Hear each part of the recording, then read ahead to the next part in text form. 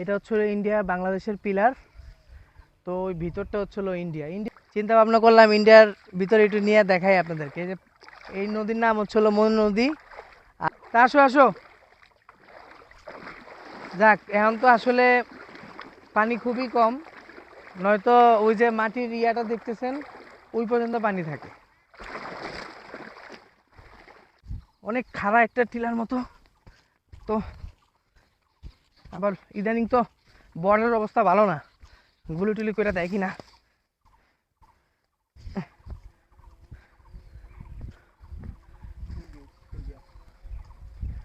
ওই যে ইয়াগুলা দেখতেছেন ওটা হচ্ছিল ইন্ডিয়ার বর্ডার।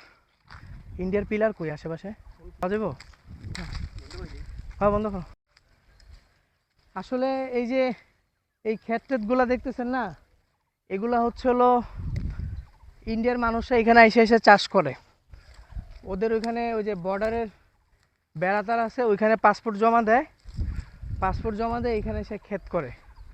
কারণ অনেক বাঙালি আছে বা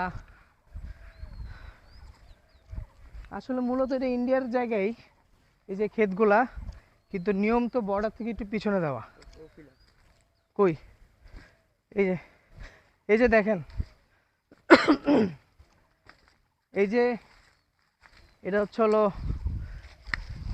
পিলার ইন্ডিয়ার। পিছে যাও, এটা হচ্ছে হলো ইন্ডিয়া বাংলাদেশের পিলার। তো ওই ভিতরটা হচ্ছে হলো ইন্ডিয়া। ইন্ডিয়া তো এটা না? আচ্ছা এটা ইন্ডিয়া।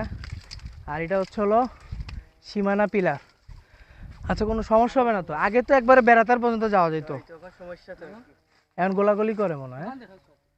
হ্যাঁ এই যে এই এই পাশটা দেখো পিলার, এটা ইন্ডিয়া বাংলাদেশ পিলার। ঠিক আছে চলো আমরা